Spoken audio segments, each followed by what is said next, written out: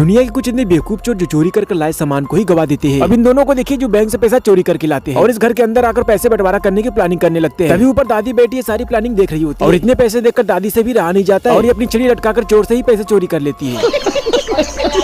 और जब ये दूसरा चोर पैसे गिनता है तो उसको कुछ पैसे कम दिखाई देते हैं। तो वह इस वाले चोर से पूछता है कि आखिर पैसे कहाँ गए और इस वाले चोर को पटक कर मारने लगता है। तभी उन दोनों की नजर उस दादी पर पड़ती है जिन्होंने असल में पैसे चुराए थे और उन दोनों की सिट्टी पिट्टी गुम हो जाती है और वो सारे पैसे छोड़कर भाग जाते हैं और उस दादी को तो बल्ले बल्ले हो जाते हैं। और जो इस वीडियो को लाइक करके चैनल को सब्सक्राइब करेगा दादी जैसा पैसा उसे भी मिल जाएगा।